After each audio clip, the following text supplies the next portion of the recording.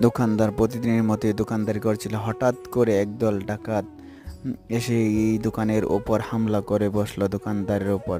দোকানদার কি করবে বুঝতে না পেরে হঠাৎ করে মাথার ওপর থেকে শাটারটা টান দিয়ে নামিয়ে ফেললো। ততক্ষণ ডাকাতগুলো পিটাপিটি এদিকে এদিক ছোটাছুটি করতে লাগলো। কেউ শাটারে বাড়ি দিচ্ছে, কেউ গুলি সহ করতেছে এভাবেই ওই দোকানদারের মাল নেওয়ার জন্য। কিন্তু দোকানদার বিচক্ষণতার সঙ্গে পরিচয় দিয়ে তিনি শাটার টান দিয়ে ভিতরে ঢুকে গেল এবং এক মুহূর্তের জন্য সে বাইরে চলে আসলো না। কিন্তু ডাকাতগুলো তাও যাচ্ছিল না।